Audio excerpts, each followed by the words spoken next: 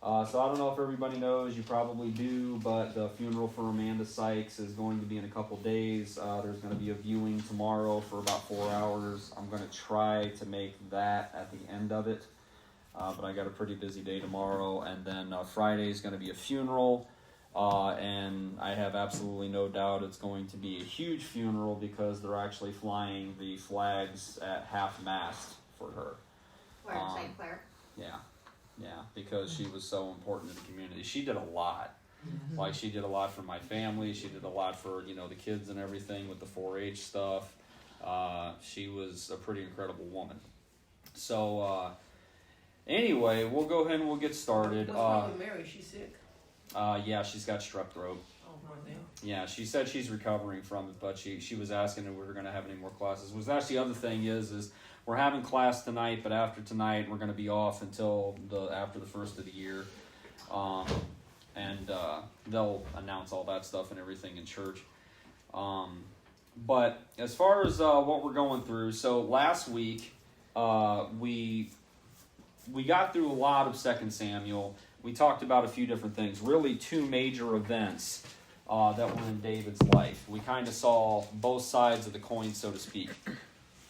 David became king, and he really took to the crown and everything in a really unique way.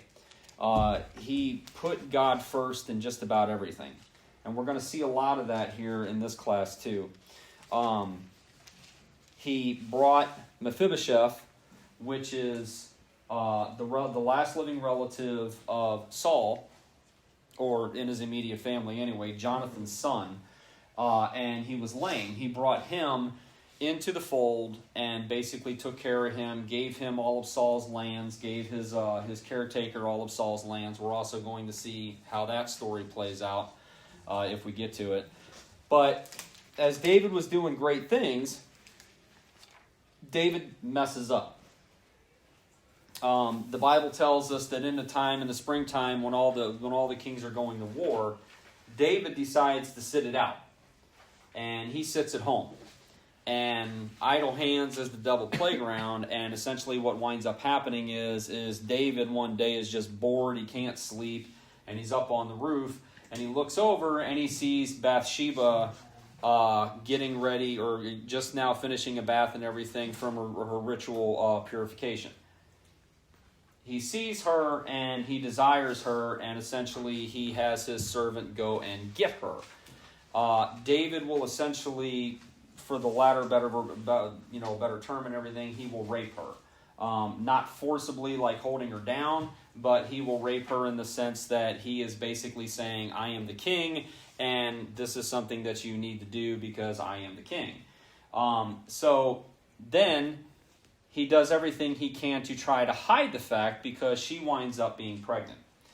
What he winds up doing is he winds up killing Uriah the Hittite along with many of his men to hide the fact that in fact he did sleep with, some people will say it was his best friend. I don't think Uriah the Hittite was his best friend, but they knew each other exceptionally well. He was one of David's mighty men. They knew each other. They were like blood brother kind of thing. But he winds up killing Uriah the Hittite. Nathan, the prophet, will basically, bless you, stick his finger in David's face and accuse him of what he did, and David immediately repents. He understands what he's done. He's confronted with that, and he genuinely from the heart repents. However, the problem is that even though Nathan says that, God is not going to kill you for this offense, there is going to be an upcomings. There is going to be a restoration, so to speak. And essentially what winds up happening is, let's see if I can find it. It says, it's in chapter 12. It says, in chapter 12, verse 13, it says, Then David said to Nathan, I have sinned against the Lord. And Nathan replied, The Lord has taken away your sin. You are not going to die. But because by doing this you have shown utter contempt for the Lord, the son born to you will die. And after Nathan had gone home, the Lord struck the child that Uriah's wife had born to David. He became ill. The child will wind up dying. But a little bit earlier on, he also says, "Now therefore the sword will never depart from your home, because you despised me and took the wife of Uriah the Hittite." And it says, "Out of your own household I am going to bring calamity on you. Before your very eyes I will take your wives and give them one who is close to you, and he will sleep with your wives in broad daylight. You did it in secret, but I will do this thing in broad daylight before all of Israel." So that is what God, through Nathan, tells David is going to happen as a result, as a consequence for what he did. Okay? Now, so we've seen David as the good David. We've seen David as the really stupid David. And the thing we need to kind of get from that is that David the whole time is moving. Okay? David is close to God. David gets farther away from God. David does things that are sinful against God. God never moves. God's always in the exact same spot. God is watching, even though we don't hear him throughout much of this story, he's always there. And he's always watching over David. And the interesting thing about this is especially as we go through these next few chapters, is David is so faithful to God that when all these things happen, he has a reaction to all of these things that don't really make a lot of sense on the forefront of it. That just you're reading and you're like, why is he doing that? But then he'll say certain things throughout the story that kind of guide us in the way, why he's doing what he's doing is he's not interfering with what God is doing. In other words, when Absalom winds up taking the throne, people are asking, like, why aren't you fighting? Like, why aren't you fighting against them? And not even including the fact that he would have to kill his own son to do that, which he's not going to do that. But the main reason is that, look, David said from the onset, he is not going to lay a hand on the Lord's anointed. He did not kill Saul, even though he had multiple opportunities to do so. Could he kill his son Absalom? Yeah, absolutely. I have no doubt in my mind that David could have killed Absalom. But if Absalom is the one that God foretold and said, I am going to take this from you and I'm going to give it to him, then David's like, fine. Then I've messed up and he's the Lord's anointed now, and that's just the way it is. And he's some people look at this story. I was listening to a Bible teacher talk about this story today, just kind of like, I always try to look at things from different angles and everything.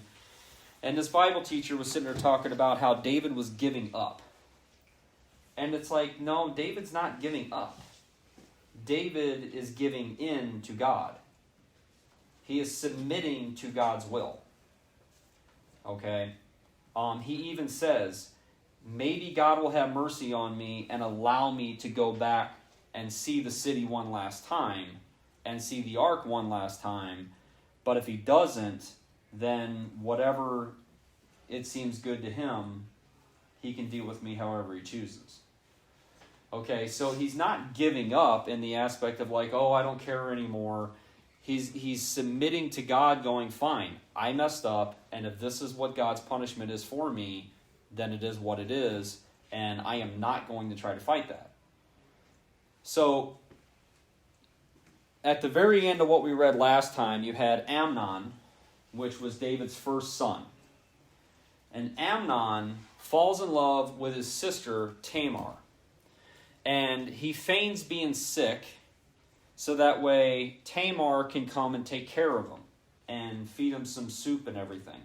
And when he's all alone and there's no guards around and he's told everybody to leave and the only person there is Tamar, Amnon rapes Tamar forcibly. Like she begs him, please do not do this to me. Okay, you will ruin me if you do this. I will be worthless. I will never have a husband. Please do not do this to me. And he does it anyway. So Amnon rapes Tamar, and as soon as he's done with it, as soon as he does the deed, it says that Amnon despised Tamar. All he wanted was what he wanted. And then when he got it, he's like, I don't want to even see you. I don't want anything to do with you. So Absalom, who is, as we'll find out, he is a younger son of Amnon, or of David, a younger brother of Amnon. But Absalom is kind of a different breed. He is an incredibly good-looking dude. He has beautiful, wavy hair, like thick, wavy hair. And we know this because of what's talked about.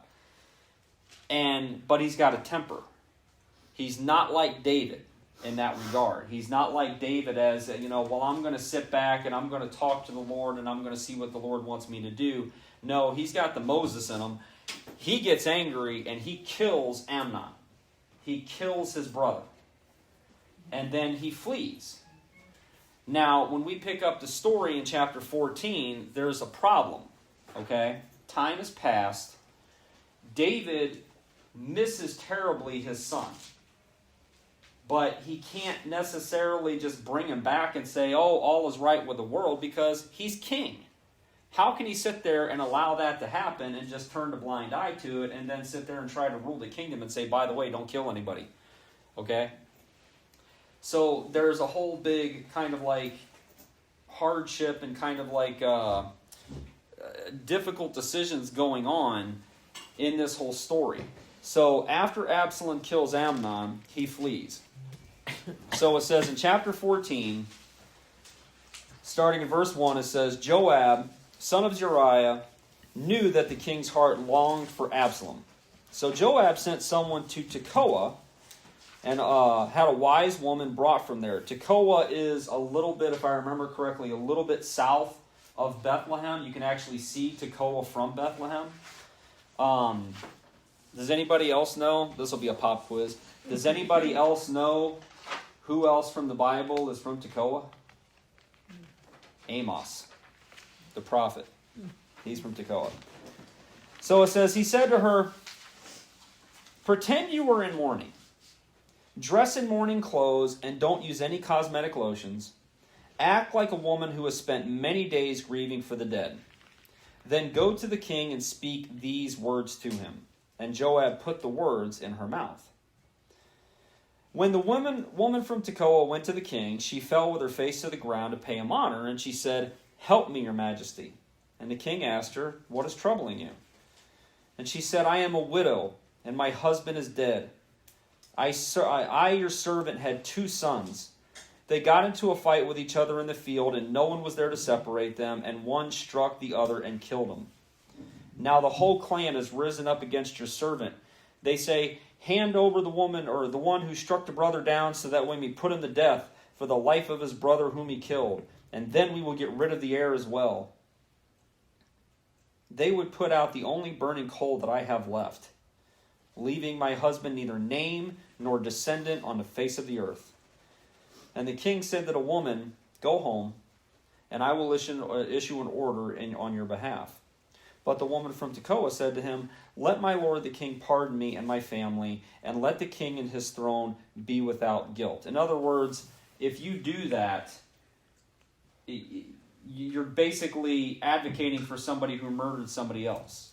Okay, so she's saying, I don't want you to do something that is morally wrong to help me. I don't want you to do something that would bring guilt upon your family. And the king replied, kind of doubling down, the king replied, if anyone says anything to you, then bring them to me, and they will not bother you again. And she said, then let the king invoke the Lord his God to prevent the avenger of blood from adding to the destruction, so that my son will not be destroyed. And we talked about that a long time ago back in Leviticus and Exodus and stuff like that, talking about the avenger of blood. The avenger of blood is somebody in a family that's somebody whose family member has been killed, and they have the right to go kill that other person. And there's actually sanctuary cities where somebody can actually flee to and spend the rest of their life there, fleeing from the avenger of blood.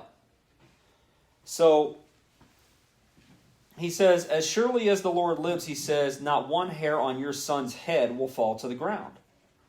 And then the woman said, let your servant speak a word to my lord the king.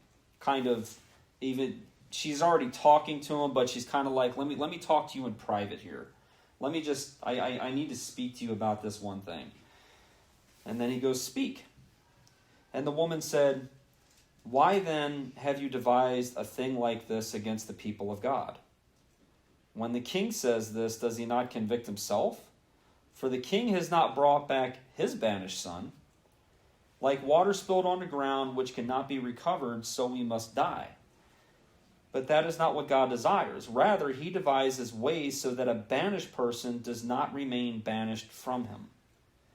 And now I have come to say this to my lord the king, because the people have made me afraid.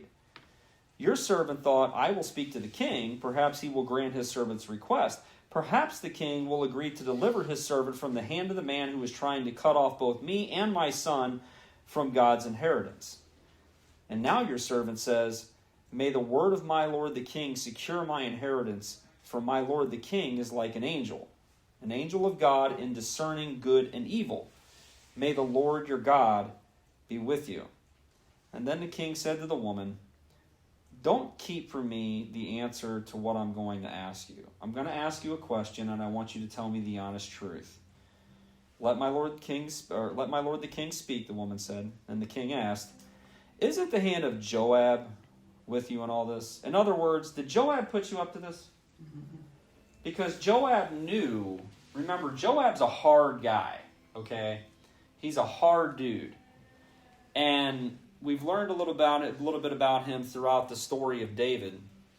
And he got into a lot of trouble when he killed the general that was turning, I can't remember his name right offhand, but when he killed the general that was turning, okay, from Saul's son over to David. He was like, okay, I'm going to give the kingdom over to you. Joab met him because that dude killed Joab's brother. And Joab met him and killed him. Okay? So he paid a hard price for that, even though he was on the wrong side of David with that, but he is fiercely loyal to David. And we're going to see that again. He is fiercely loyal to David. But he's a shrewd dude, and he also has his own interest at heart. But he knows that David is missing his son Absalom. And he brought this woman in to basically give a parallel story. Just exact same way Nathan did. Remember, Nathan did the exact same thing. He brought in a parallel story to what David had done. And when David's like, that man should be put to death. How dare he do that? He will pay 40 times or whatever it was for whatever he took and everything. And then Nathan gets up and says, dude, that dude was you. You were the one who did it. She's doing the exact same thing. She's telling a parallel story to exactly what happened. One brother killed another brother. Okay? And then after David's just like, it's okay, things happen and everything, nothing will happen to your son. She's going up to him, then why don't you have that exact same feeling towards your own son? Why are you splitting up Israel into these factions and everything with people choosing this or choosing that? Why don't you just bring him home? So it says, the woman answered, as surely as you live, my lord the king, no one can turn to the right or to the left from anything the Lord King says. In other words, boy, you figured that out pretty quick. Says, yes, it was your servant Joab who instructed me to do this, and who put all these words into the mouth of your servant. In verse 28, it says, your servant Joab did this to change the present situation.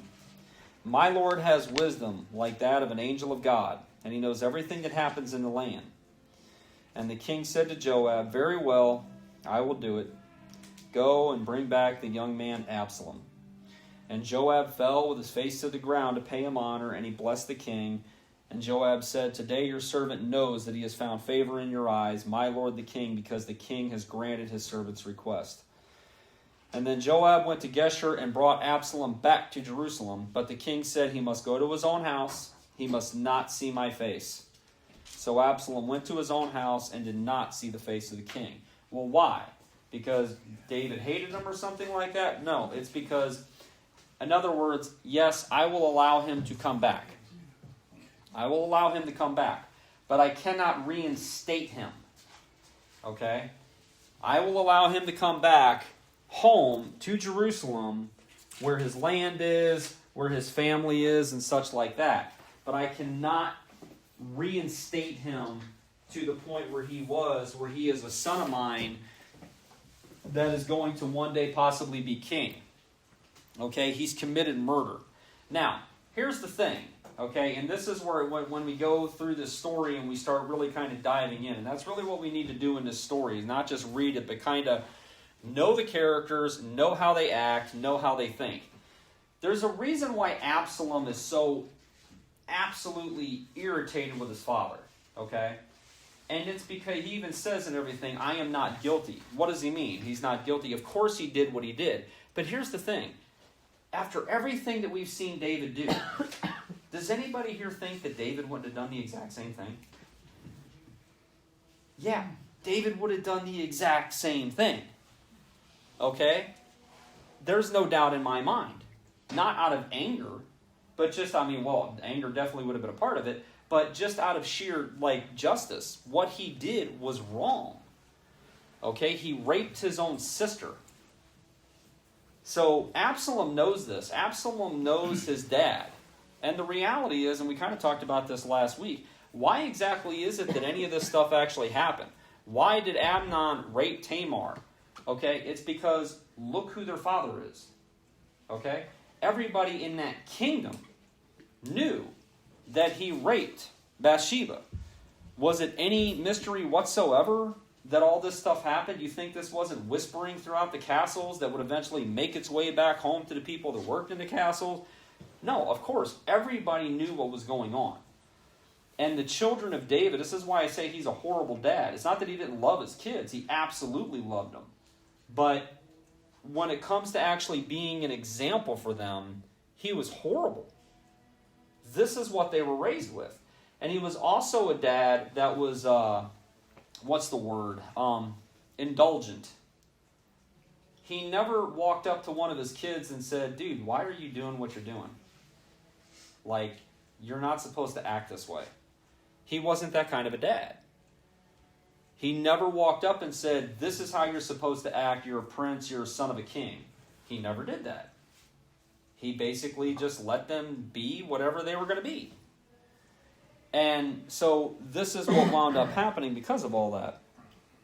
So it says, in all Israel, in verse 25, in all Israel, there was not a man so highly praised for his handsome appearance as Absalom. From the top of his head to the sole of his foot, there was no blemish in him. Whenever he cut the hair off his head, cut the hair of his head, he used to cut his hair once a year because it became too heavy for him. He would weigh it, and its weight was 200 shekels by royal standard. Okay, this guy has a mane like you can't believe. Okay, this dude has gorgeous flowing hair. Picture Fabio. Okay, no. So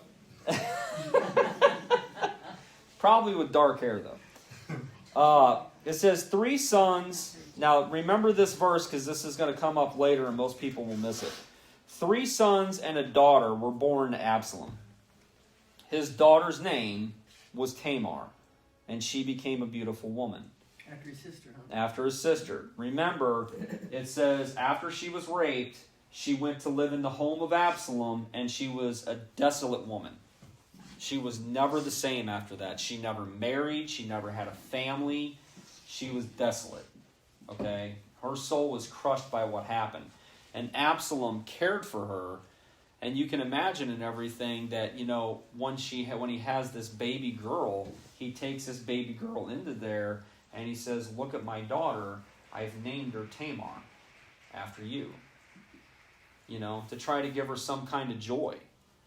So he had 3 sons and a daughter. It says Absalom lived 2 years in Jerusalem without seeing the king's face. So by this point, it's been 7 years since Absalom has been in front of David. And then Absalom sent for Joab in order to send him to the king, but Joab refused to come to him. Now this story right here is going to give us an insight into who Absalom is. Okay? Absalom, even though he is not king, he thinks like a king. He does not play at all. So he sends for Joab. Joab does not come. So he sends for Joab a second time, but he refused to come. And then he said to his servants, "Look, Joab's field is next to mine, and he has barley there. Go and set it on fire." So Absalom's servants set the field on fire. Then Joab did go to Absalom's house, and he said to him, "Why have your servants set my field on fire?" And Absalom said to Joab, "Look, I sent word to you and said, 'Come here so I can send you to the king to ask, why have I come from Geshur? It would be better for me if I was still there. Now then, I want to see the king's face, and if I am guilty of anything, let him put me to death.'" So Joab went to the king and told him this, and then the king summoned Absalom, and he came in and bowed down with his face to the ground before the king, and the king kissed Absalom. So there are so many things here going on it's just nuts. Okay? Absalom is the type of person that it's like, look, I told you once, I told you twice, you're not going to listen to me, oh, I'm going to get your attention. You're going to come when I summon you. So he burns Joab's field to get his attention. He goes to him and he says, "Look, I'm trying to get you in front of me so I can tell you to get me in front of my father. You sent for me, you came and got me from Geshur, you brought me back to Jerusalem, for what? For what? There, I'm a big man. There, I have power. There, I'm a somebody. Here, all I am is some Yahoo living in a field, and I have absolutely nothing to do because I'm not allowed to take my rightful place where I belong. Get me in front of my father, and if my father has anything to say about anything that I did, if he wants to look me in the eyes and sit there and say that I'm guilty of killing my brother for no just reason, then he can kill me himself." So this is who Absalom is. He's not somebody that's just going to sit around and do nothing. Now, what did I say a minute ago? David likes to placate, okay? David is an indulgent father. Here comes the son who he said, I do not want him in front of me. He comes in front of him, and what does David do? Kisses him. Gives him a kiss. It's so good to see you. Okay? And even though the story doesn't tell us this, I guarantee you it was at that moment that Absalom said, "You're dead. You're dead. You have no strength in you." So he kisses Absalom. So it says, in the course of time, Absalom provided himself, with a chariot and horses and 50 men to run ahead of him. So himself gets back into the place where he was, gets chariots for himself, gets a group with him for himself. None of this is David's doing. He is doing this himself. Why? Because he doesn't want paid sycophants. He wants people that are loyal to him, just like they were loyal to David. Okay? He is getting his inner circle figured out. So he says he would get up early, and he would stand by the side of the road leading to the city gate. Now, remember, where is business done in the city? At the gate. Okay? That's where all that main stuff takes place, is at the city gate. He says, whenever anyone came with a complaint to be placed before the king for a decision, Absalom would call out to him and say, "What town are you from?" And he would answer, "Your servant is from one of the tribes of Israel." And then Absalom would say to him, "Look, your claims are valid and proper, but there is no representative of the king to hear you." And Absalom would add, "If only I were appointed judge in the land, then everyone who has a complaint or case would come to me, and I would see that they receive justice." Also, whenever anyone approached him to bow down before him, Absalom would reach out his hand and take hold of him and kiss him. Absalom behaved in this way towards all the Israelites who came to the king asking for justice, and so he stole the hearts of the people of Israel. And at the end of 4 years, Absalom said to the king, "Let me go to Hebron and fulfill a vow that I have made to the Lord. And while your servant was living in Geshur in Aram, I made this vow, that if the Lord ever brings me back to Jerusalem, I will worship the Lord in Hebron." Now remember, Hebron is where, the cave of the patriarchs is. Hebron is a major place, really even now, but Hebron is a major place in this time right now. And the king said to him, "Go in peace." So he went to Hebron. And then Absalom sent secret messengers throughout the tribes of Israel to say, "As soon as you hear the sound of the trumpets, then say, 'Absalom is king in Hebron.'" 200 men from Jerusalem had accompanied Absalom. They had been invited as guests and went quite innocently, knowing nothing about the matter. And while Absalom was offering sacrifices, he also sent for Ahithophel, the Gileonite, David's counselor, to come from Gilo, his hometown. And so the conspiracy gained strength, and Absalom's following kept on increasing. Now, Ahithophel is somebody that we've already learned about a little bit before. Ahithophel is basically like David's, what would be the proper term for it? Actually, I think they give a proper name for it earlier on. But basically, he's the guy that's kind of like the Secretary of State, so to speak. Okay, he's the guy that is his main advisor. Okay, that would be the best way to put it. Now, here's the problem with Ahithophel. Ahithophel, even though he is, I don't want to use the word loyal, but even though he has served David well, Ahithophel hates David. Because when you actually go through the story and you kind of follow the lineage and everything, you find out that Ahithophel is Bathsheba's grandfather. So Ahithophel knows what he did to Bathsheba. Ahithophel knows what David did to Uriah. That was his granddaughter's husband.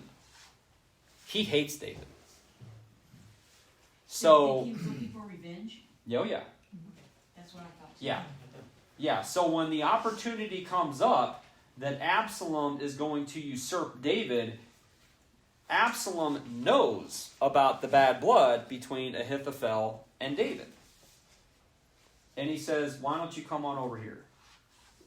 And Ahithophel says, "Okie dokie." So now Ahithophel is a brilliant guy. Absolutely brilliant. So a messenger came and told David, "The hearts of the people are with the hearts of the people of Israel are with Absalom." And then David said to all of his officials who were with him in Jerusalem, "Come, we must flee, or none of us will escape from Absalom. We must leave immediately, or we will move quickly to overtake, or he will move quickly to overtake us and bring ruin on us and put the city to the sword." The king's officials answered him, "Your servants are ready to do whatever our lord king chooses." And the king set out with his entire household following him, but he left 10 concubines to take care of the palace. Remember that fact. So the king set out with all the people following him, and they all halted at the edge of the city. All of his men marched past him, along with the Kerethites and the Pelethites, and all 600 Gittites who had accompanied him from Gath marched before the king. The king said to Ittai, the Gittite, "Why should you come along with us?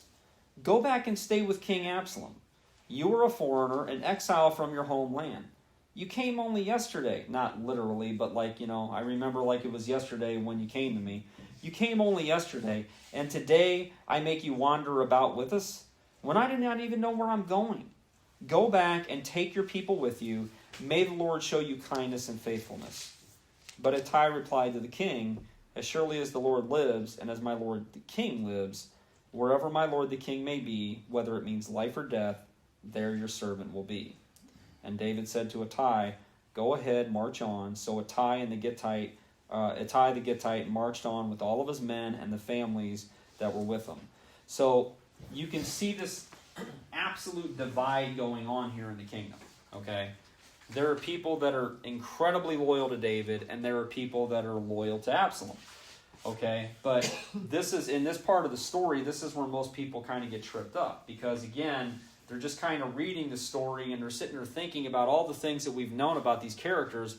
And it's like, when has David ever run from a fight? When has David ever sat there and said, oh, okay, we got to go now, okay? This is not like David. But there's a lot of things going on here. Number one, what does he say? He's going to put the city to the sword, okay? If there's going to be a battle, there's going to be a battle either in or near the city, and a lot of innocent people are going to die. The second thing is that just like he didn't want to do with Jonathan in that fight on Mount Gilboa, where Jonathan and Saul and a couple of his brothers died, he knows that Absalom is a leader. And we've seen that. Okay, Absalom is a charismatic guy. He's a great talker. He's a leader. He no doubt learned warfare and fighting from his father. He knows that Absalom is going to be the tip of the spear. And just like that, David is also going to be the tip of the spear. And it's very likely that David and Absalom are going to come head to head. Now, with David and Jonathan, it was a toss-up, okay? We saw both Jonathan and David be incredible warriors. We've never seen Absalom in battle, but chances are David would wind up killing Absalom. I find it very hard to believe in everything that Absalom would have got the better of David. But David doesn't want that. David is not going to kill his son. And also, what does he sit there and what does he say? He says, King Absalom. Go back and serve King Absalom. Okay? He knows exactly what God said. And what God said is coming true. Okay? If you go back, what we just read, let's see. Yeah, I think that was it. Let's see here. I am going to bring calamity on you before your very eyes. I will take your wives and give them to one who is close to you. Remember the 10 concubines? That's going to come into play here in a little bit. And he will sleep with your wives in broad daylight. That's going to happen. Okay? So everything that David has, he's basically saying, God is going to give all of this now to Absalom. Okay? Nowhere does God sit there and say, but after all this stuff is over with and everything, I'm going to go ahead and bring you back. So David thinks this is it. So he's not going to fight God. So it says, let's see, where do they go? Verse 23, it says, the whole countryside wept aloud as all the people passed by. And the king also crossed the Kidron Valley, and all the people moved on towards the wilderness. Zadok was there too, and all the Levites who were with him, who were carrying the Ark of the Covenant of God. They set down the Ark of God, and Abiathar offered sacrifices until all the people had finished leaving the city. Then the king said to Zadok, take the Ark of the Covenant back into the city.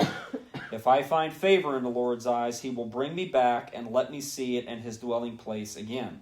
But if he says, I am not pleased with you, then I am ready, and let him do to me whatever seems good to him. So he could have took the Ark of God. He could have took the pillar of cloud and fire with him, but he didn't. Because again, he knows this is something that is coming from God. So he's not taking God hostage. All right? He told the priest, go back, put the ark back where it belongs, and if God has mercy on me, he'll let me come home one day. But if he doesn't, and he's displeased with me, then whatever he sees best, that's what I'm okay with. He is completely submitting to God. He's not trying to convince God. He's not trying to change God. He's not trying to rebel against God. He's not trying to fight against God. He is just sitting there saying, this is what it is. I messed up. This is my punishment. This has nothing to do with God as me taking him or whatever the case may be. This is God taking my kingship and giving it to somebody else because I failed. And he's accepting of that. He's submitting to that. So it says, the king also said in verse 27, the king also said to Zadok the priest, do you understand? Go back to the city with my blessing. Take your son Amihaz with you, and also Abiathar's son Jonathan. You and Abiathar return with your 2 sons, and I will wait at the fords in the wilderness until word comes from you to inform me. So Zadok and Abiathar took the ark of God back to Jerusalem and stayed there. But David continued up the Mount of Olives, weeping as he went. His head was covered, and he was barefoot. All the people with him covered their heads too and were weeping as they went up. Now David had been told, Ahithophel is among the conspirators with Absalom. So David prayed, Lord, turn Ahithophel's counsel into foolishness. And when David, because he knows Ahithophel is somebody that is not to be trifled with. This guy is an absolute mastermind when it comes to advice, when it comes to strategy, when it comes to warfare. So it says, when David arrived at the summit where people used to worship God, Hushai the Archite was there to meet him, his robes torn and dust on his head. And David said to him, if you go with me, you will be a burden to me. But if you return to the city and say to Absalom, your majesty, I will be your servant. I was your father's servant in the past, but now I will be your servant, and then you can help me by frustrating Ahithophel's advice. Won't the priests Zadok and Abiathar be there with you?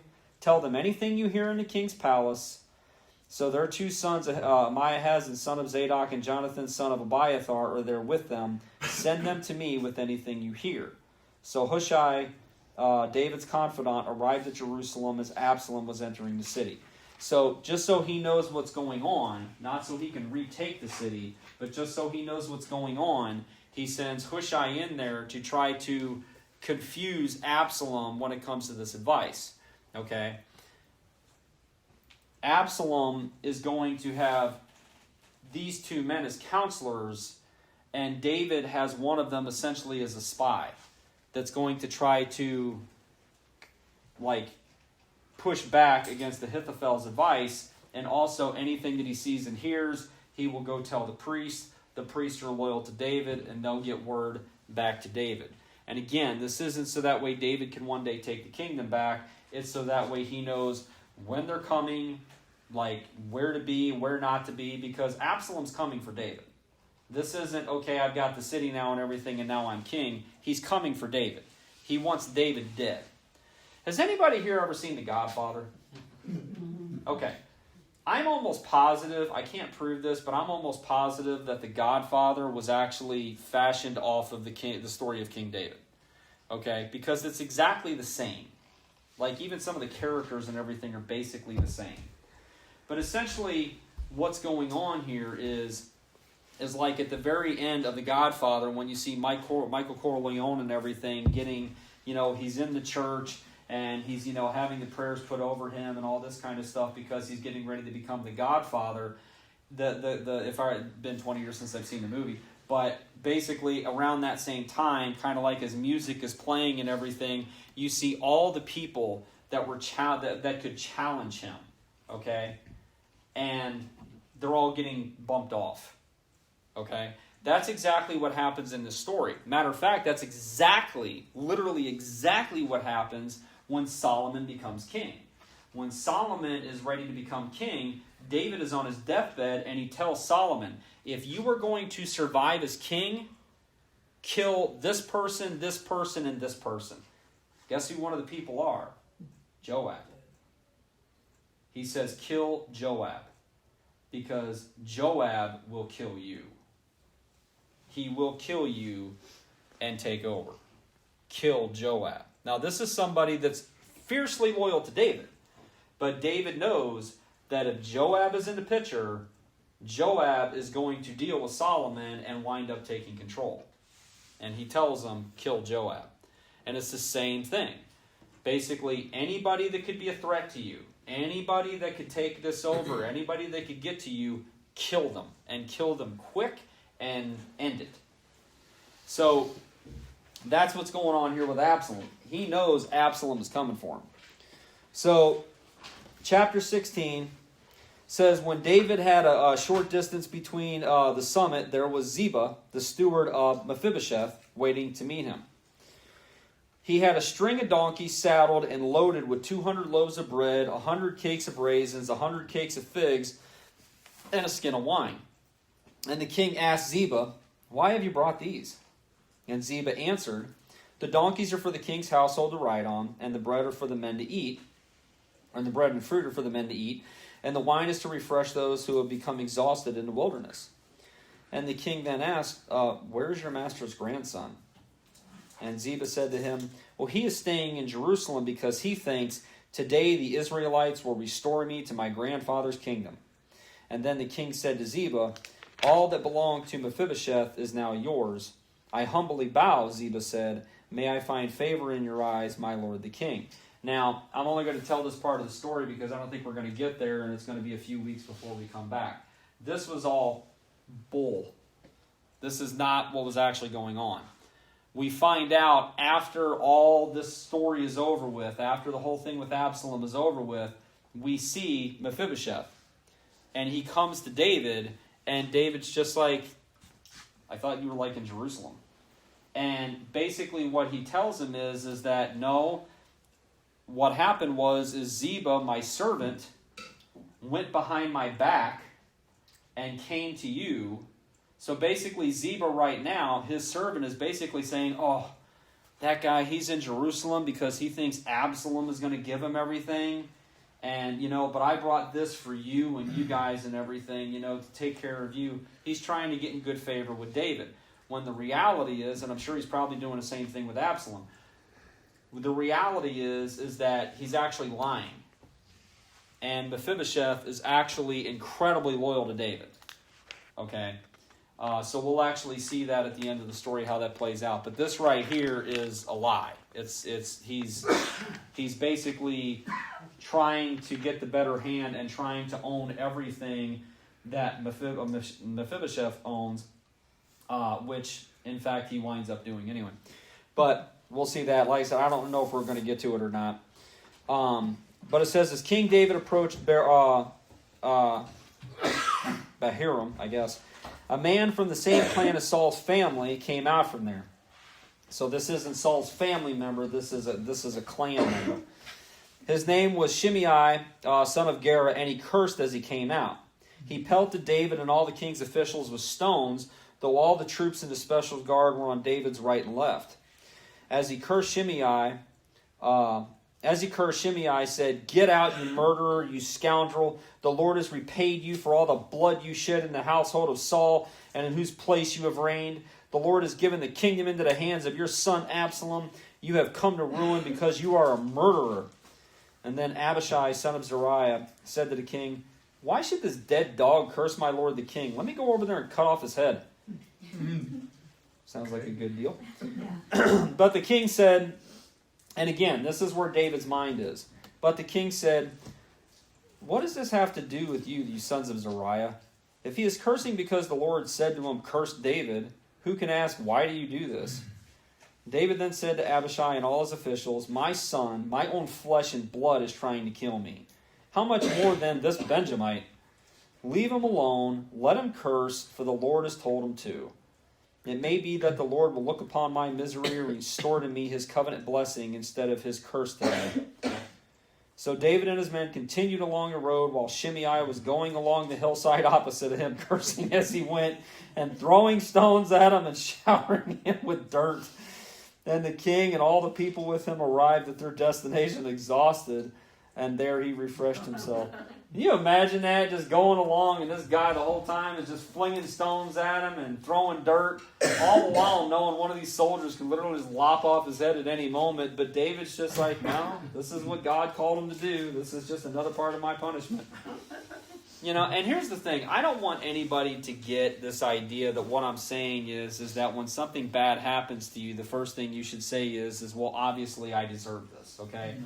This is what God literally prophesied to him is going to happen, okay? If you're going to have that ideology and everything, it would literally be at the end of your life. If you live your life in a completely and totally anti-God manner, if you do not follow Jesus Christ, if you do not stay on the path that he has given us, then at the end, when God says, okay, well, guess what? I hope you got sunscreen. You can't sit there and go, well, I didn't know. It's like, no, you knew.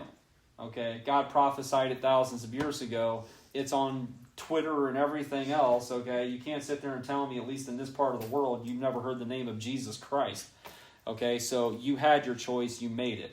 All right? Same thing with David here. David knew this was going to happen. But because David knew something like this was going to happen, like I said, he's submitting to it. If this was any other situation, if this was another king trying to take over, it would be completely and totally different. This is not how David would react to that. David is reacting the way he's reacting because God told him straight up, this is going to happen. Okay? And he's not fighting God. So, it says, meanwhile, this is so wild. This blows my mind. It says, meanwhile, Absalom and all the men of Israel came to Jerusalem, and Ahithophel was with them. And then Hushai, the Archite, David's confidant, went to Absalom and said, long live the king, long live the king. And Absalom said to Hushai, so this is the love you show for your friend? If he's your friend, then why didn't you go with him? Hushai said to Absalom, no, the one chosen by the Lord and by these people, by all the men of Israel, his I will be, and I will remain with him. Furthermore, whom should I serve? Should I not serve the son? Just as I served your father, so I will serve you. And Absalom said to Ahithophel, give us your advice. What should we do? And Ahithophel answered, sleep with your father's concubines, whom he left to take care of the palace. Then all of Israel will hear that you have made yourself obnoxious to your father, and the hands of everyone with you will be more resolute. So they pitched a tent for Absalom on the roof, and he slept with his father's concubines in the sight of all of Israel. Now, in those days, the advice that Ahithophel gave was like that of one who inquires of God. That was how both David and Absalom regarded all of Ahithophel's advice. So think about that for a second. He was so brilliant that they looked at him as if literally he had the words of God. That's how intelligent this guy was, and that's how good his advice was. And quite frankly, his advice here is absolutely sound. You want to go into a king's palace and show everybody I'm the king, you sleep with his women. Okay, it's kind of like marking your territory. I know that's kind of crude, but literally that's what it was doing. Okay, now, I don't know, it said they pitched a tent on the top of it. I'm assuming everybody didn't actually see the act, but everybody knew what was going on. But maybe they did, I don't know. But that's what he does. He winds up sleeping with all of David's concubines that he left there. We will see the fate of those concubines later in the story. It's not as bad as you think, but essentially when David comes back, he confines them for the rest of their lives. Not puts them in prison, but basically confines them, and he never sleeps with them again. Okay, so he basically just says, here's your food, here's your drink, here's your life, you're going to stay over here, this is where you're going to live, and I'm never touching you again. So, but that's what Absalom does. So, now that last part is going to be really, really important. Okay, again, we have to remember Ahithophel is incredibly brilliant. And it's wild what he does here. This blows my mind. It says, Ahithophel went to Absalom. And he says, I would choose 12,000 men and set out tonight in pursuit of David. I would attack him while he is weary and weak. I would strike him with terror, and then all the people with him will flee. I would strike down only the king and bring back all the people to you. The death of the man you seek will mean the return of all. All the people will be unharmed. This plan seemed good to Absalom and to all the elders of Israel. But Absalom said, summon also Hushai the Archite, so we can hear what he has to say as well. And when Hushai came to him, Absalom said, Ahithophel has given us advice. Should we do what he says? And if not, give us your opinion. And Hushai replied to Absalom, the advice Ahithophel has given is not good this time. You know your father and his men. They are fighters, and as fierce as a wild bear robbed of her cubs. Besides, your father is an experienced fighter. He will not spend the night with the troops. Even now he is hidden in a cave or some other place. If he should attack your troops first, whoever hears about it will say, there has been a slaughter among the troops who follow Absalom. Then even the bravest soldier, whose heart is like the heart of a lion, will melt with fear. For all Israel knows that your father is a fighter and that those with him are brave. So, I advise you, Let all Israel from Dan to Beersheba, in other words, from the highest point to the lowest point, as numerous as the sand on the seashore, be gathered to you, with you yourself leading them into battle. Then we will attack him wherever he may be found, and we will fall on him as dew settles on the ground. Neither he nor any of his men will be left alive. If he withdraws into the city, all the of Israel will bring ropes to that city, and we will drag it down to the valley until not so much as a pebble is left. And Absalom and all the men of Israel said, the advice of Hushai the Archite is better than that of Ahithophel, for the Lord had determined to frustrate the good advice of Ahithophel in order to bring disaster on Absalom.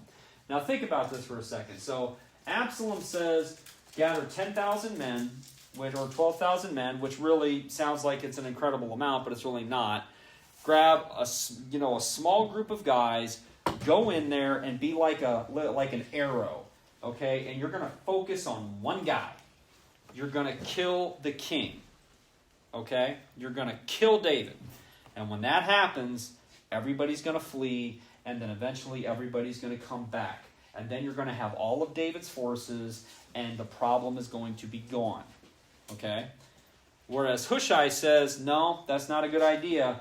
Let's go get everybody that we can get, all the way from north, all the way down south, as many people as we possibly can, and then we go after them literally 1,000,000 to 1.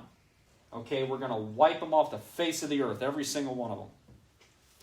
And God messes with their minds, and they choose Hushai's advice over Ahithophel's. Now, I want us to watch what Ahithophel does, because Ahithophel is so brilliant. And I stress that. He's so brilliant that he knows exactly what is going to happen when they did not take his advice. Okay? They didn't take his advice once. And by that alone, he already knows which way this is going to go. So, it says, where was I? Okay. So it says, verse 15, Hushai told Zadok and Abiathar the priest, Ahithophel has advised Absalom and the elders of Israel to do such and such, but I have advised them to do so and so. Not really biblical language, but okay. So it says, now send a message at once and tell David, do not spend the night at the fords in the wilderness, cross over without fail, or the king and all the people with him will be swallowed up. So Jonathan and Ahimaaz were staying at En-Rogel, and a female servant was to go and inform them, and they were to go and tell King David, for they could not risk being seen entering the city. But a young man saw them and told Absalom. So the two of them left at once and went into the house of a man in Bahurim. He had a well in his courtyard, and they climbed down into it, and his wife took a covering and spread it out over the opening of the well and scattered grain over it, and no one knew anything about it. When Absalom's men came, to the woman of the house, they asked, where is Ahimaaz and Jonathan? And the woman answered them, they crossed over the brook. The men searched but found no one, so they returned to Jerusalem. After they had gone, the two men climbed out of the well and went to inform King David. And they said to him, set out and cross the river at once. Ahithophel has advised such and such against you. So David and all the people with him set out and crossed the Jordan. And by daybreak, no one was left who had not crossed the Jordan. When Ahithophel saw that his advice had not been followed, he saddled his donkey and set out for his house in his hometown. He put his house in order, and then he hanged himself. So he died and was buried in his father's tomb. Now, you can look at that from the aspect of like arrogance. Well, like, okay, well, if he's not going to follow my advice, fine, I'm going to kill myself. That's not why he killed himself. Ahithophel knew something that Absalom didn't know. Okay? That Absalom was essentially riding the edge of a knife. This could have worked. But it's kind of like the whole Marvel Avengers thing. There's one way that it could have worked. There was one scenario in which Absalom would have took the kingdom. If you played all your cards right and you did exactly what you needed to do, Absalom could have kept it. But as soon as he did not do that, Ahithophel could already see the chess moves going on. He could already see this is going to happen, then that's going to happen, then this is going to happen, then this is going to happen, and then checkmate.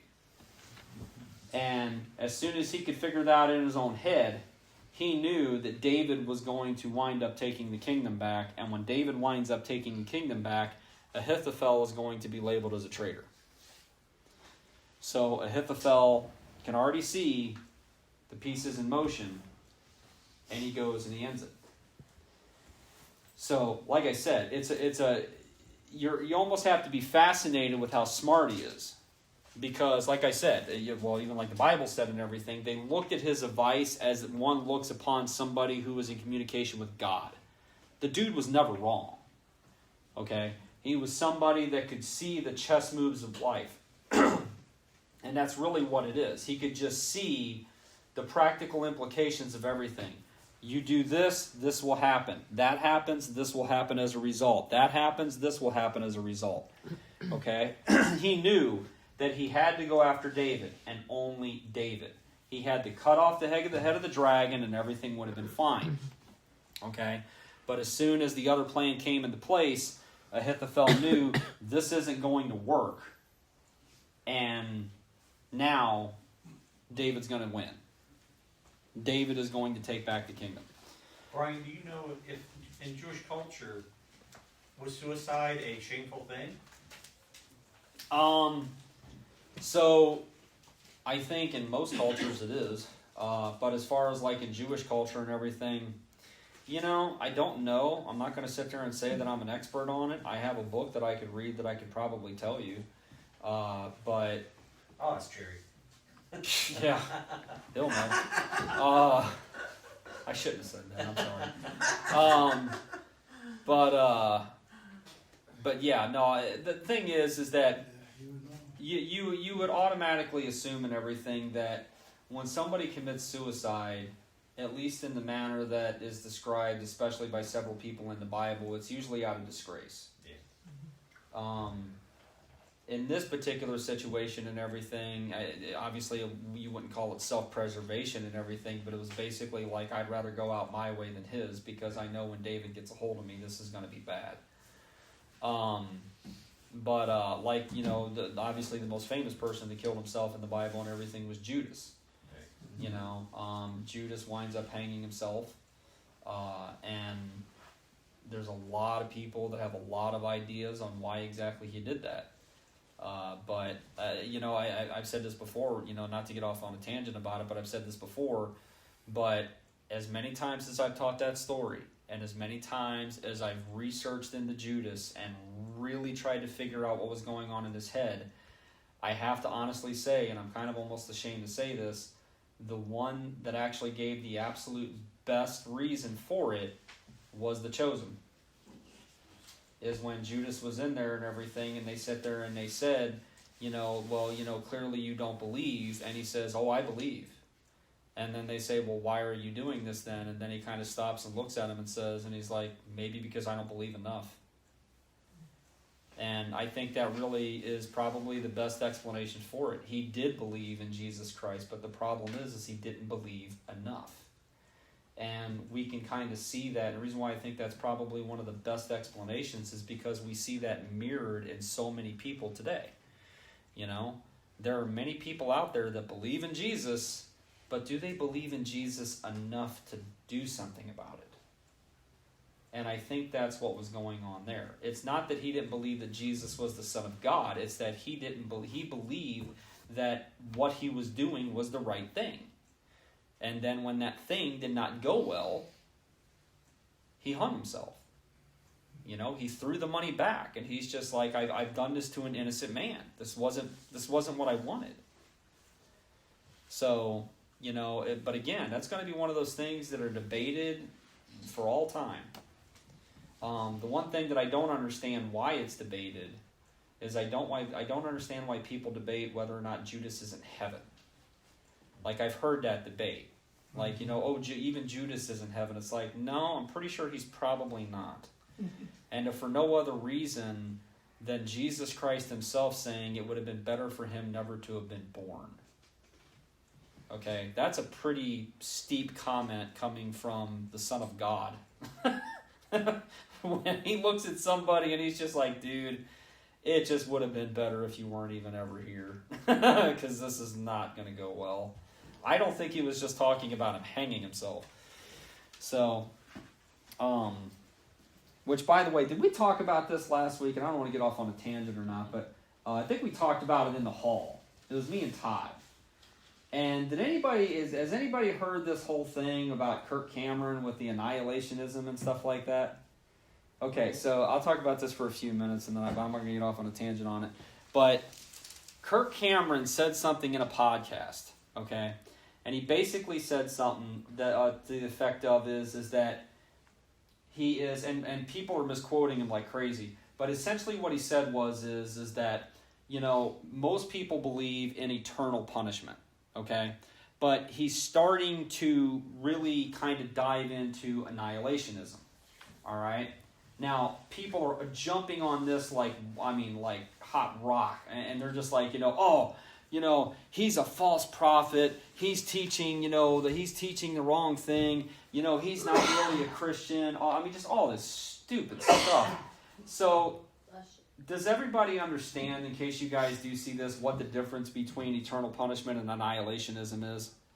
Okay, so this is another one of those predestination things, okay? This isn't nobody's ever going to truly know until it's done and it's over with. But there are two schools of thought, all right? This is where we get into Theology 101. So there are two schools of thought, okay?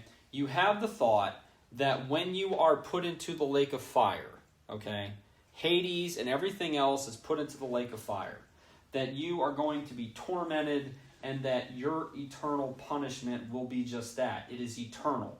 It is just like Jesus Christ described of the rich man and Lazarus in Sheol, okay? He knows that he's there. He can feel the fire. He wants to get out. He knows who he is. He's completely conscious of everything. He asked Abraham to go warn his brothers, okay? Jesus talks about this over and over again when he sits there and he talks about the weeping and gnashing of teeth and all this kind of stuff. This is eternal punishment, okay? However, there is a school of thought for certain verses in the Bible that not in Sheol, like if we died today and we in fact are going to hell, that we would automatically be put in that place that he was talking about. But when the final judgment comes and Hades and everything in it is thrown into the lake of fire, that everything that is thrown into the lake of fire will be blanked out. In other words, there is no eternal punishment. It is that you simply cease to exist. Okay? Now, Jesus Christ says things like, do not fear the ones that can destroy the body. Instead, fear the one that can destroy the soul. Okay? So people will take that as that is exactly what he's doing, is destroying the soul. Okay? It does not exist anymore. So that is the difference between annihilationism and eternal punishment. The reason why I get on this is because this is a secondary issue. And no one will know for absolute sure 100% until they find out. Okay? But people are attacking him. Like insane attacking him. And I'm sitting there going like, why? Because it's not like he's sitting there saying Jesus wasn't the Christ. And he didn't even say he believed in it. He just said, I'm kind of looking into it and I'm kind of intrigued by it. But people are just like all over it.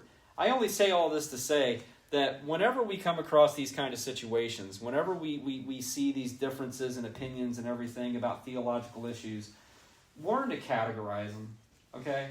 There are certain issues that if you walk up to me and you sit there and you say something and everything, I instantly know for a fact you are not a Christian. If you sit there and you try to tell me that Jesus Christ was created, if you try to sit there and tell me that Jesus Christ was just a man, if you try to tell me that Jesus Christ was not the Son of God, if you try to tell me things of that nature, then I know you're not a Christian. Okay? You may even believe in Jesus Christ, but just your beliefs in it itself are outside of Christianity, just like Christianity was outside of Judaism. Okay? You're not a Christian. But if you're going to sit there and tell me that you believe in predestination, or you believe in double predestination, or you believe in annihilationism, these are things that nobody is ever going to know. You know, I can argue them until I'm blue in the face, and at the end of the day, I'm not going to know. It's called an opinion. Exactly. And people But these days man, don't know how to accept other people. I feel so bad for that dude because he wouldn't even, like, even in his movies, he wouldn't even kiss another woman unless it was his wife. Like, this is a guy that has dedicated his life to God and, like, just loves God. He has created children's books to combat all the crap that you see in libraries nowadays. Like, this is a guy that has literally donated so much and everything.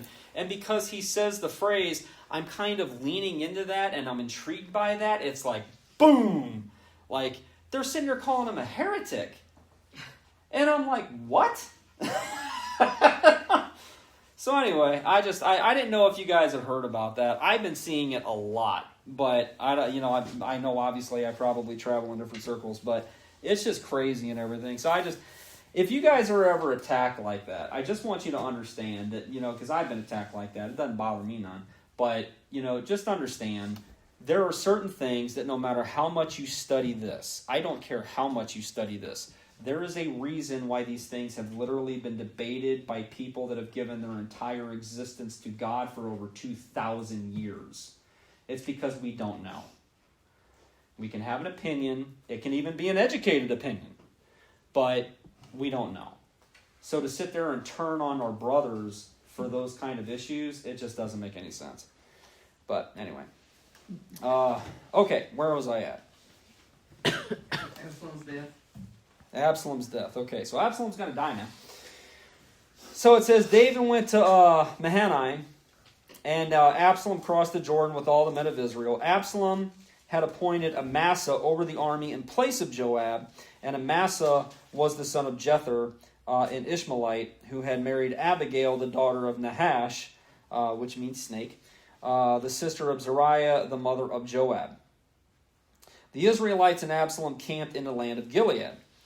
When David came to Mahanaim, Shobai son of Nahash from Rabbah, of the Ammonites, and Machir son of Amiel of Lodabar, or from Lodabar, and Barzillai, the Gileadite, from Rogelim, brought bedding and bowls and articles of pottery. They also brought wheat, barley, flour, roasted grain, beans, lentils, honeys, and curd, sheep, and cheese from cow's milk for David and his people to eat. For they said, the people have become exhausted and hungry and thirsty in the wilderness. So chapter 18 says, David mustered the men who were with him and appointed over them commanders of thousands and commanders of hundreds. David sent out his troops, a third under the command of Joab, a third under Joab's brother Abishai, son of Zeruiah, and a third under Ittai the Gittite. And the king told the troops, I myself will surely march out with you. But the men said, you must not go out. If we are forced to flee, they won't care about us. Even if half of us die, they won't care. But you are with 10,000 of us. It would be better now for you to give us support from the city. And the king answered, I will do whatever seems best to you. So the king stood beside the gate while all his men marched out in units of hundreds and thousands. And the king commanded Joab, Abishai, and Ittai, be gentle with the young man Absalom for my sake. And all the troops heard the king giving orders concerning Absalom to each of the commanders. Be gentle with Absalom. I don't want him hurt. Okay? He's a kid, but he's doing the wrong thing, but I don't want him hurt. Mm-hmm. So it says, David's army marched out of the city to fight Israel, and a battle took place in the forest of Ephraim. There Israel's troops were routed by David's men, and the casualties that day were great, 20,000 men. The battle spread out over the whole countryside, and the forest swallowed up more men that day than the sword. I'll be straight up honest with you, I don't know what that means. Like, I looked it up and everything, and it's just like nobody really gives you a really clear answer on what exactly that means. Normally, I would sit there and say that the forest is killing more people than the sword is, but it's just like, so what? People are like running in the trees? Like, how's that work? So it says, now Absalom happened to meet David's men. He was riding his mule, and as the mule went under the thick branches of a large oak, Absalom's hair, remember, big old hair, got caught in the tree. He was left hanging in midair while the mule was riding, or while he was riding, kept on going. That's something out of a Bugs Bunny cartoon. Like, his hair is so thick that it's literally holding onto his entire body as it's literally dangling there. Okay? When one of the men saw what had happened, he told Joab, I just saw Absalom hanging in an oak tree. And Joab said to the man who had told him this, What? You saw him? Why didn't you strike him to the ground right there? Then I would have to give you 10 shekels of silver and a warrior's belt. But the man replied, Even 1,000 shekels were weighed out in my hands. I would not lay a hand on the king's son. In our hearing, the king commanded, You and Abishai and Ittai protect the young man Absalom for my sake. And if I had to put my life in jeopardy and nothing is hidden from the king, you would have kept your distance from me. And Joab said, Well, I'm not going to wait like this for you. So he took 3 javelins in his hand and plunged them into the Absalom's heart while Absalom was still alive in the oak tree. And then 10 of Joab's armor bearers surrounded Absalom and struck him and killed him. Like, what? He just had 3 javelins stuck into his heart. That wasn't enough? So it says, Then Joab sounded the trumpet, and the troops stopped pursuing Israel, for Joab halted them. And then they took Absalom, threw him into a big pit in the forest, and piled up a large heap of rocks over him. And meanwhile, all the Israelites fled to their homes. And during his lifetime, now here's that verse I wanted to talk about with his sons. During his lifetime, Absalom had taken a pillar and erected it in the king's valley as a monument to himself, for he thought, I have no son to carry on the memory of my name. He named the pillar after himself. It is called Absalom's monument to this day. So, I don't know, and I read commentaries and everything, and each one's got a different take on it, but one of 2 things have to be true. Okay? Either A, the monument was put up before he had the sons, okay, or B, his sons all died. So whether they were died from sickness or whatever the case may be. But when he put that pillar up, he didn't think he was ever going to have an heir. Chances are, one commentary that I read that makes sense is chances are that monument that he put up was actually supposed to be his burial place. So, which would make sense why they put it right there in the story of they just threw him into the ground and threw a bunch of rocks over him, and then it goes right into the whole thing of, well, he actually had a monument put there for him, but, he didn't make it.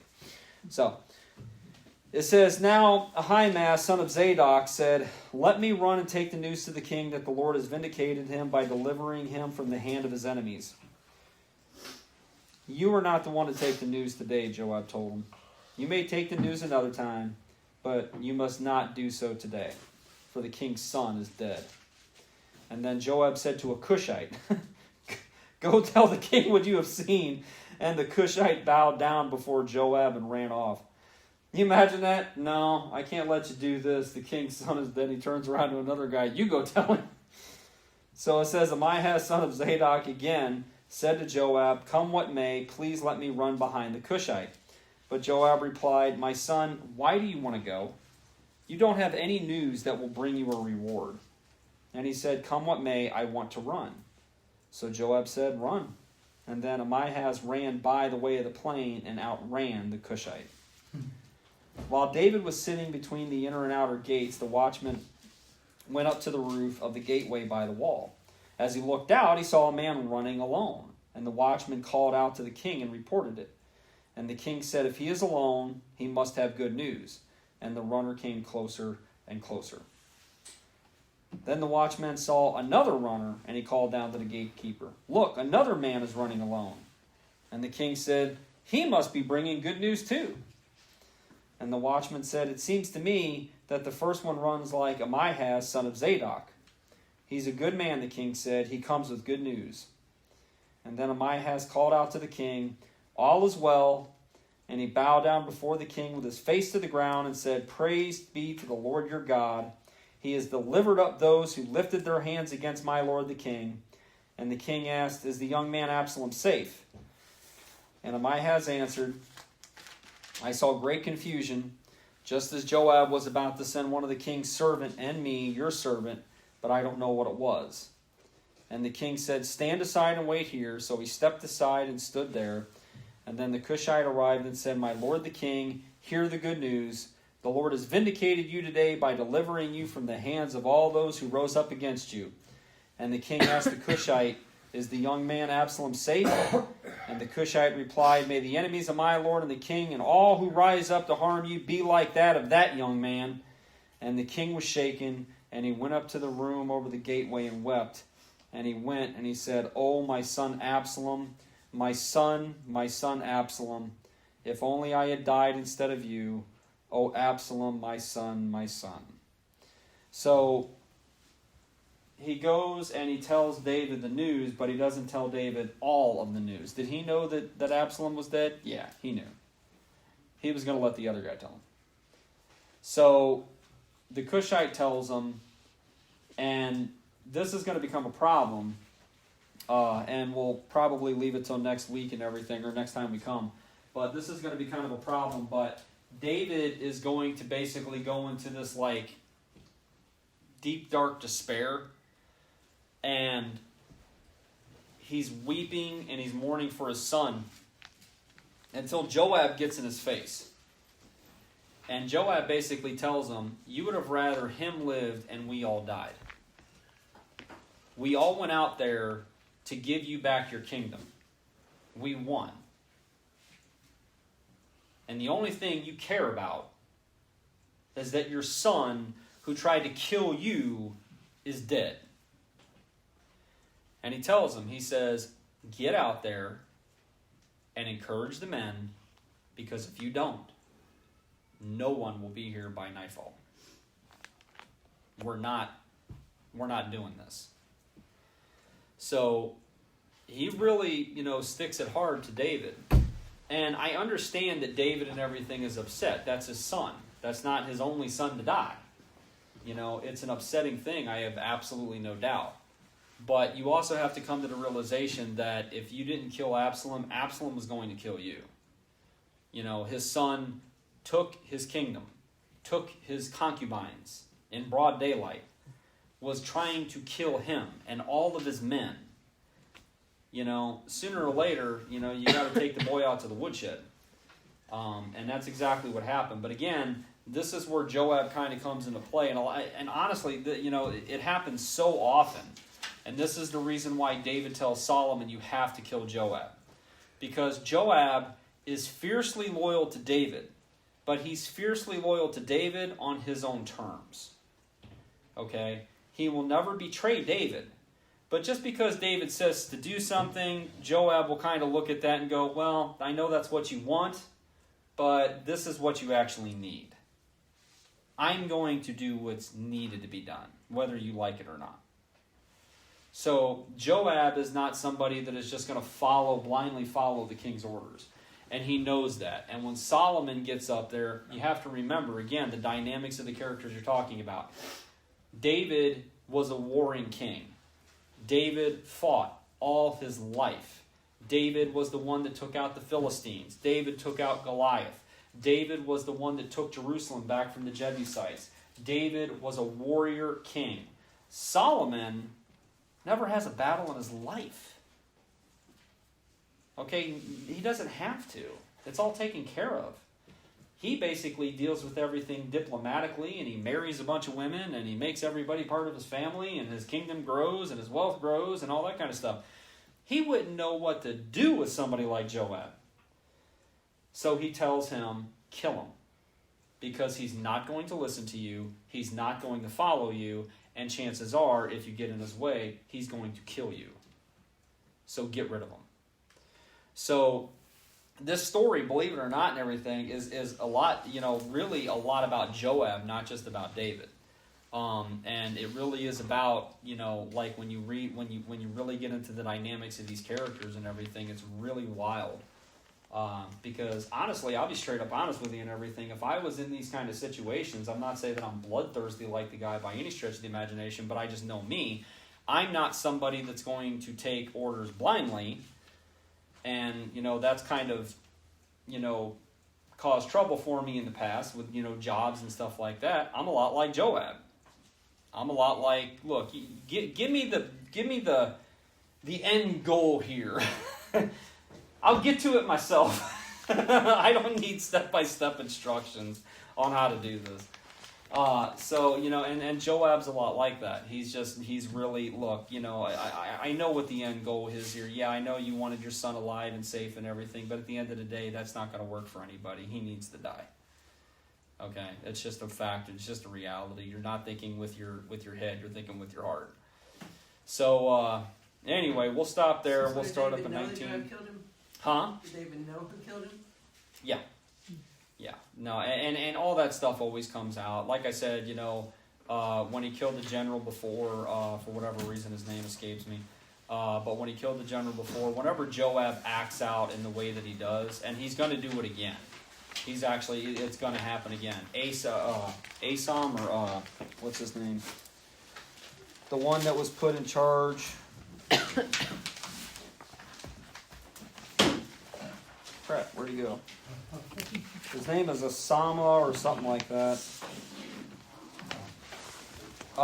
He was the one that Absalom put in charge of his army, and David, because of what Joab does, he puts him in charge of David's army.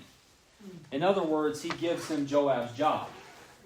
Joab doesn't take kindly to that. And Joab, he takes him out pretty quick. He's like, nope, that's my job. Yeah, Joab and everything is just one of those kind of people that, like I said, fiercely loyal to David. But he's fiercely loyal to David on his own terms. He's not stupid loyal like, oh, I'm going to do whatever he says. He's loyal as in, I will do what is good for you and I will do what is best for you, but I'm also going to do what's best for me. Anyway, is there anything else? Yeah. You. So, when you started us off, I didn't catch it before, in 12:13, where it says God took away his sin. Yeah. And it struck me, I don't remember a passage of God that's saying that God did that without someone asking for repentance or something before. Is there other examples that come to No, mind? but you have to realize that the reason why that was is, remember the unconditional covenant. Okay? You have to remember that David was given an unconditional covenant. David, along with Abraham, and I've said before, I kind of steal it from another teacher and everything, but the Abrahamic covenant and the Davidic covenant are the two hinges that the door of salvation swings. Okay? And the Davidic covenant had not yet come to pass. Okay? The Davidic covenant and everything would not come to pass yet until David has all of his children, and then eventually the line will go down. So if God would have sat there and said, okay, you've done this, and now by rights I'm going to kill you, then the Davidic covenant could have never taken place. So that's the only answer that I could think of to that. But the other thing you have to realize is that God loves David. God can do whatever he wants. It's real easy, and unfortunately it's too easy because way too many people do it. But it's real easy to try to draw up these rules for why God does what he does. But there's several verses in the Bible that basically says God does whatever God wants to do. Now, God will never tell a lie. God will never go back on what he's already said. But as far as us sitting there saying, oh, well, you can't save him because, he didn't confess these words and he wasn't baptized, God's just like, I'm sorry, what now? Okay. I can do whatever I want. I'm God. And he tells that exact same thing to Job. It's just like, I don't know what paradigm you think I live in, but I'm God. You're not, so I don't need to answer you. It's like that saying, we plan and God laughs. Right. Yeah, exactly. Yeah, exactly. And it's there's a movie. I talked about this before. I can't remember the name of the movie. I really can't. But it's like a black and white or maybe like an early color movie. But at the very end of the movie, it was actually a relatively serious movie and everything for the most part. But it had like comedic parts in it. And then at the very end of the movie, I think it was this woman that was standing on the beach, and she's sitting there and she's like, "I am God. I am God." And then it like flashes all the way up to heaven, and God's standing on a balcony. He's looking over, and you just hear this voice going, "I am God. And he's just like, "Oh, okay," So yeah. it's just, it really is just a mindset, you know, it really is just, you know, that's why I've always said, and it sounds harsh, but it's the realest thing that I could ever possibly say. When we sit there and we worship God, we have to understand that even though He loves us in a way we'll never comprehend, we're not worshiping our buddy, we're not worshiping our friend. He literally is the God of the universe, and we quite literally are dirt. That's it. And when we understand our place before God is not this. It is literally down on our faces, worshiping Him. So that is our place before God. So some people have a hard time with that. They really do. Because it not only takes submission, but it takes a realization of you ain't as great as you think. You know, in the long scheme of things, you're nowhere near on the ladder as high up as you think. So, if there's no more questions, is there? Nothing? Okay. Let's pray and we'll get out of here. And like I said, I think we're going to be back the first Wednesday after the first. Yeah. The 7th? Okay, Yeah. cool. See that? On the ball. All right. Let's pray real quick and we'll get out of here. Heavenly Father, thank you so much. Truly, thank you so much for your word. Thank you so much that we get to peer into the life of David and just see the ups and the downs, the mistakes, just everything, because it's one of those things that we can truly look at the people that you choose and we can see ourselves. We can see that the people that you choose are not perfect. They're not holy unto themselves. They're not just amazing people that you look down on and you say, I'm going to give them this grand reward. Instead, they're shepherds and they're deceivers. And they're people in this world that, quite frankly, no one would ever take a second look at. And yet, you take them and you rise them up and you make them your own. And Lord, we just thank you so much that you are that kind of a God. So Lord, please be with everybody here. Bless their Christmas, bless their holidays, and bless their families. And we just thank you. Lord, we love you, we praise you, and we pray all of this in Jesus' name. Amen.